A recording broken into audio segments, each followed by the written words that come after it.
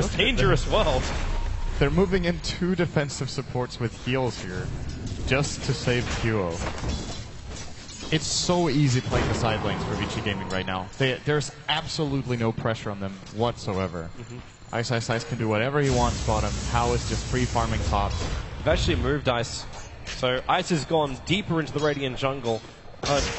Just say the normal phrase of like, okay, they've moved the Broodmother into the jungle, you'd think it's on the Dire side. He can just take over the Radiant side, and they give FY the space on bot lane to find his level 6, as well as probably Arcane, Blink Dagger, whatever his heart desires, he should be able to get it. They're preparing again for mid. But there's not enough mana in the leader. Only 4 1 charges, that's not going to be enough to have a Laguna Blade as well as a Slave. He's getting a haste rune now though. It's going to be pretty helpful. That'll do the job. Ice is looking to try to steal the enemy stack. He's not really managing very well. It's difficult when your spiralings are so weak.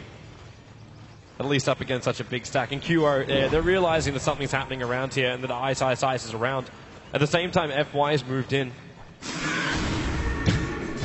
Well done, Ice. Centaurs don't like it when multiple units are around. He's actually using his insatiable hunger to do this. The Clockwork Rocket's helping to scout out what's happening. He actually got the last hit with the rocket too. Ice didn't really get much out of it. Like Maledict, level 1. Not really sure what that was about. Maybe he thought Broodmother was walking towards him. Oh, fair enough, but it deals like 0 damage when... Ice is going to get this kill. Spawn Spiderlings. Witch Doctor was just being chipped down. They throw down a sentry ward so at least they can see the Spiderlings. Nice caught in the cliff for the moment. Now he walks out, but FY still here. An MVP to protect the stack. They bring 4 heroes into the lane. Now Fenrir has got the space on bot lane. FY, what did he actually steal? He stole Riptide, level 4. This just feels like one of those slow, like steamrollers coming at MVP. You know they're going to get flattened. They have to play aggressively with the Clockwork. It's the only choice. I feel like there is absolutely no alternative to just having the Clockwork get really active around the map. If he goes top again to lane, he probably feels like he's doing fine up there, getting level 6 and 23 CS at minute 9, but it's just not going to work for the overall game plan. Him and QO, all the pressure are on these 2 cores for MVP to make space for the Naga, and Naga's going to need a lot of time here. Well, at least he's had some time. Managed to pick up the Arcane Boots as well as a PMS. So on to the Aquila, but they find an opening. It's going to be Howl on top lane, right in front of the inventory. Stolen, but hey, that's a level 6 Storm Spirit. He just bowls himself away to safety. And in fact, will probably just farm up the jungle while he's in the neighborhood. Head back to base later on. Well, KP, the only way he can farm and do anything on this bottom lane is with illusions, but they're on cooldown. There's a large army of Spirelings coming after him, and FY, remember, he's got the Riptide, so he's got a lot of damage behind him. And that's why they bring in the Dazzle. That's pretty uncharacteristic not having Song at level 8. It's all about the laning phase. Yeah, he is 100% farm-centric here, but, you know, if you die one time because of not having Song, that extra point in either Riptide or Mirror that you have, probably not going to work. It could even just be a setup to try and pick off one support or anything on the bot lane. March in the meantime is a Clockwork tower pusher for MVP. So, very little far. Yes. That regard. Q is at least able to scout out that Ice is here, walking around inside that invis rune he stole previously. Actually hits Ice with that scream. And the sentry wards are down. They saw Ice, but it was too late. He backs into the lane. Scream's at least able to find another 4 Spiderlings. And they're doing everything they can to harass his bottom lane. Ice is still fairly low. But at the same time, you have a Lina with a Light Strike Array with a Fissure set up that can kill at any point, and a Witch Doctor trying to soak up levels is an easy pick-off target.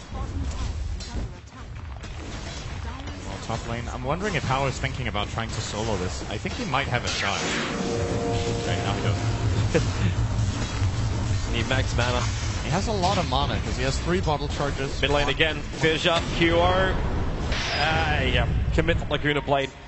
They weren't going to have enough damage before the blink would come in, so they just say, you know what, ensure that Queen of Pain stays down. And it's a 0-2 Queen of Pain up against this Lina, who's now got 3 kills and 72 CS. The top CS still belongs to the Naga, but she does not hold the top net worth. That belongs to the Lina at 5.8k compared to the 5k of the Lina. The only thing that Naga's got really going for her is 2,000 gold. The Relic into the Radiance, buying some time. You haven't lost any early tier 1 towers. It looks like VG Gaming are just playing this more of a wait style game. The Brood's still going to catch up for a little bit of farm. Everything's just taking a little bit more time. Yeah, it could definitely be worse for MVP than it is now. Like, only having died 4 times in 13 with these heroes against you is not too shabby with what they have for themselves. But of course, 4-man smoke, MVP. They haven't found any of their own. They're right around the corner from Ice now. They can see the Spiderlings farming there. But they know that smoke could just break in. They're actually going to run to the dire jungle, but that's not where VG Gaming are. The Song of the Siren's going to have to come out nice and early because VG are ready for the gank. Ice moving in. The Fidget can be the initial starting. KP so low on mana, even though he's got the regeneration rune. The Arcane Boots is now going to give him that Song of the Siren. He's going to, well, he uses it. Catches out 2, breaks the smoke, and just says, hell no. Just escape. TP's up to the top lane. Even though it sleeps up Howl as he arrives. But it's all that VG had the bottom tower. Saw them with the wards, he would just back down before it got really dangerous. And I think this is a fine play from the Naga. It was just too risky. He's also able to perhaps defend the top tower. Super going on the clockwork. March fairly tanky. A very early Shallow Grave and Echo Slam committed. March has a hook shot and they're looking for a revenge kill. They're going to find one on the Earthshaker into the Death Ward. Super dropping so low. MVP, huge kills for them. They'll take a tier 1 tower. They get 2 big calls, including the Lina down. The Widowstuff gets the extra cash. And once again, they're going to buy more space for this Naga Siren. They take the mid tower, good money, but Howl trying to pull it back again. There's a burst heal onto Howl, and what Stolar's going to only be Scream, but Howl jumping up, burning through the mana. QO wants to stick with him, actually baited out the Shadow Strike to force another leap. Meanwhile, on bot lane, Brood doing broody things. That was a really good play from MVP. They got the 2 kills mid. Sure, they lost their clock, but in addition to that, they also held the top tower because of Naga's TP. And now KP is only 800 away from the Relic. If they can slow down this game even more, so far doing a good job. The bottom tier 2 tower also barely took any damage from Ice. Just the tier 1 tower dropping, but they're going to lose QO now. 1 charge won't be enough to keep him alive. In fact, couldn't even get him mana. So QO drops in the bottom lane. A good gank in from Howl. And How's going to go for even more kills, that is, as he's going for the Bloodstone build. Top lane, there is real trouble, actually missing it. Super didn't get the Light Strike array. KP needs to TP out in time, and the creep wave is keeping Super away. Real problems in the hook shot, also off target. March was hoping for a revenge kill into that Lina. She committed everything to that. And the Light Strike array was all the damage she required to kill off KP, but missing the target. And that's a huge mistake. That means KP might be able to actually finish up his Relic. He's looking to find whatever he can bottom. He gets a couple of CS here and forces Howl away, but they're still going to be losing their mid tower.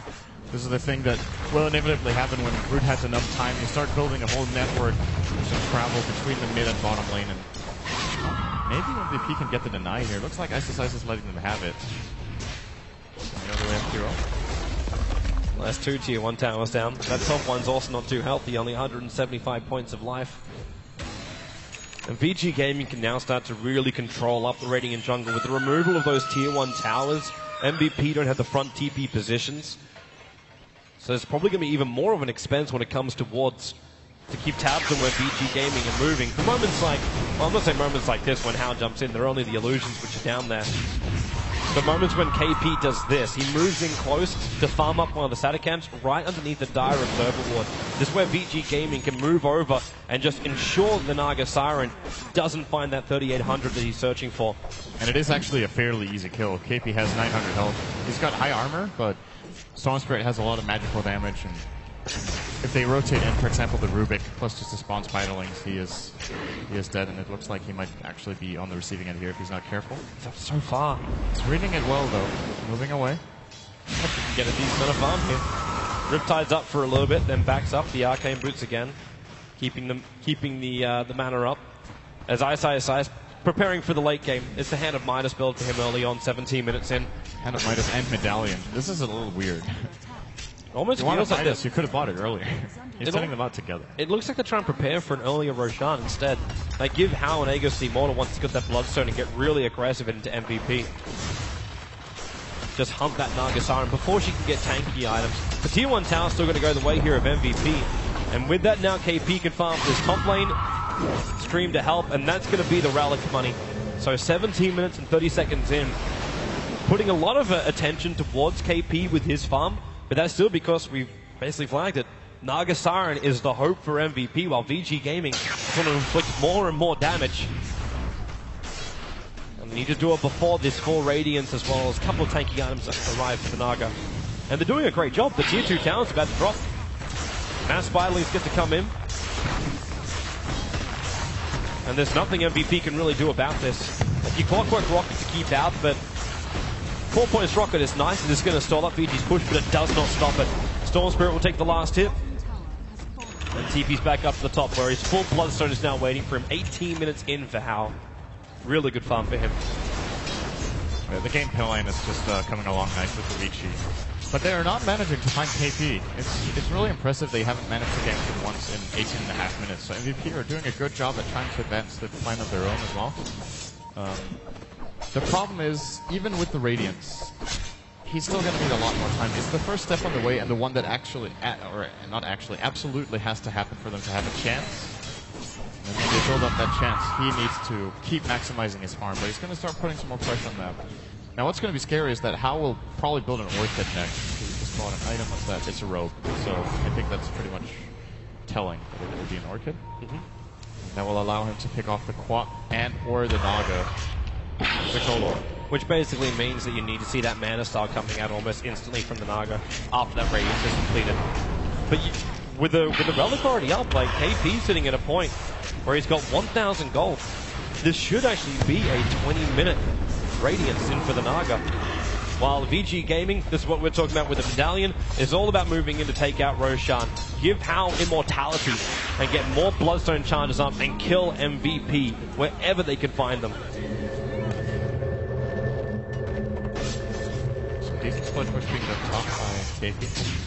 We've got the tier 2 down to half. There's the Radiance, just shy of 20 minutes. It's a pretty good timing when you're under this much pressure from Broodmother, to be honest. Yeah.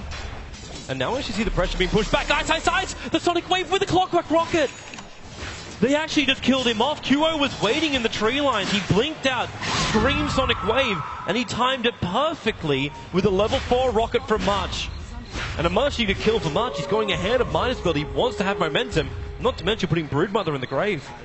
And they might actually find another opening. Top river. It's going to be nuts. This is going to be super to do the work this time. Able to find that pick off, and another early timing on an item. It's going to be the Aghanim Scepter in 350 gold for Lina. Yeah, it's going to be another axe coming out, which is QO. He's going to have it at minute 21, which is around the same time as Lina, but Lina is a full Euros ahead. That's just the mid lane.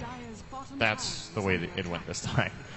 QO got absolutely countered in that lane by both Lina and Shaker, so he's probably around 2,500 gold behind the Lina, I would imagine. Yeah, about that. 2,300. So Fabby being jumped on the top lane. FY steals the heal, turns it around, but Marshall hookshot in, being telekinesis grabbed by FY. The Cogs burning off Hao and QO, looking for a good fight here. Hao will refuse to give him one until that rocket's going to connect. QO still no ultimate on him. The Sonic Wave might do, the Scream might do a little bit of damage here to FY if he can get close enough, including Shadow Strike. The telekinesis is coming off cooldown, and he's still got that burst heal. The rest of MVP not wanting to get involved.